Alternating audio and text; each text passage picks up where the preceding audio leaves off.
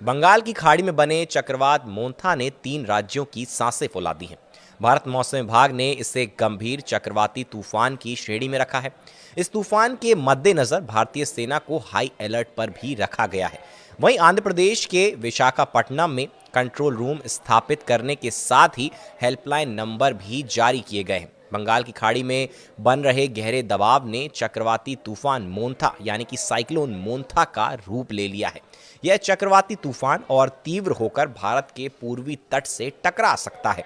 इस दौरान 90 से 110 किलोमीटर प्रति घंटे की रफ्तार से हवाएं चल सकती हैं और कई जिलों में बेहद भारी वर्षा हो सकती है।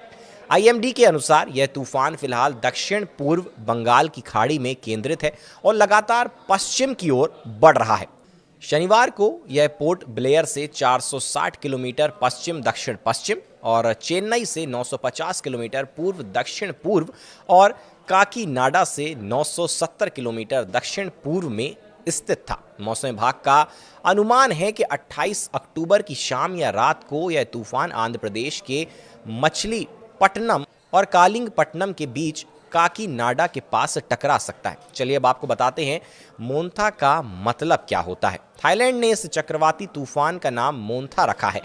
थाई भाषा में इसका अर्थ सुगंधित या सुंदर फूल होता है। भारतीय मौसम विभाग आईएमडी ने इसे सीवियर साइक्लोनिक स्टॉर्म यानी गंभीर चक्रवाती तूफान की श्रेणी में रखा है। आईएमडी के वैज्ञानिक एस करुणासागर ने बताया कि 26 अक्टूबर से आंध्र तट के पास 45 से 55 किलोमीटर प्रति घंटे की हवाएं चलने लगेंगी और जो धीरे धीरे 90 से 110 किलोमीटर प्रति घंटा तक पहुंच सकती हैं। इसके असर को देखते हुए आंध्र प्रदेश, उड़ीसा और तमिलनाडु में प्रशासन ने हाई अलर्ट घोषित कर दिया है। भारतीय मौसम विभाग यानी कि आईएमडी के अनुसार दक्षिण पूर्व बंगाल की खाड़ी में बना गहरा दबाव पश्चिम उत्तर पश्चिम दिशा में 6 किलोमीटर प्रति घंटे की रफ्तार से आगे बढ़ रहा है। यह आज 26 अक्टूबर 2025 को सुबह 8:30 बजे भारतीय समयानुसार उसी क्षेत्र में केंद्रित था। मौसम विभाग ने बताया कि यह दबाव अक्षांश 11.2 डिग्री उत्तर और देशांतर 87.1 डिग्री पूर्व के पास स्थित है। मौसम विभाग का अनुमान है कि यह दबाव अगले 24 घंटे में और गहराते हुए चक्रवाती तूफान में बदल सकता है, जो आने वाले दिनों में तमिलनाडु, आंध्र प्रदेश और उड़ीसा के तटीय इलाकों को प्रभावित कर सकता है।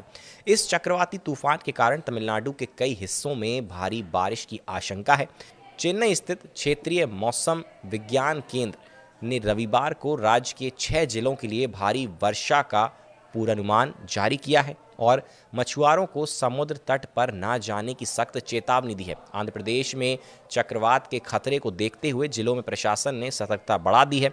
सभी जिलों में कंट्रोल रूम बनाए गए हैं और अधिकारियों और चौकसी बरतने के उनको निर्देश भी दिए गए। विशाखापट्टनम कलेक्ट्रेट में कंट्रोल रूम स्थापित किए गए जहां लोग चक्रवात से जुड़ी किसी भी समस्या के लिए मदद ले सकते हैं। इसके लिए हेल्पलाइन नंबर 089125900102 और 089125900100 जारी किए गए हैं। विशाखापट्टनम के कलेक्टर एम.एन. हरेंद्र प्रसाद ने कहा कि स्टाफ शिफ्ट के आधार पर 24 घंटे उपलब्ध रहेगा।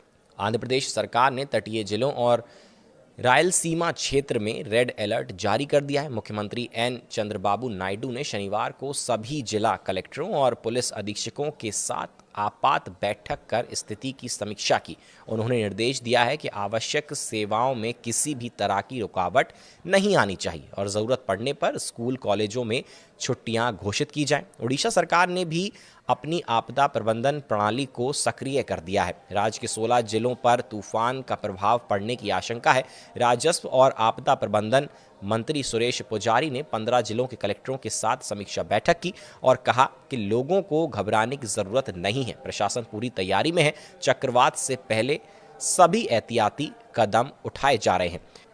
तो साइक्लोन मोंथा से निपटने के लिए जो राज्य हैं वो पहले से ही तैयारियां पूरी तरह से कर रहे हैं और आगे आने वाले समय में जो भी अपडेट्स रिलेटेड इस साइक्लोन से आएंगे वो तमाम बड़ी खबरें हम आप तक लेकर आते रहेंगे। फिलहाल के लिए हमारे साथ इस वीडियो में बने रहने के लिए आपका बहुत बहुत शुक्रिया। धन्यवाद।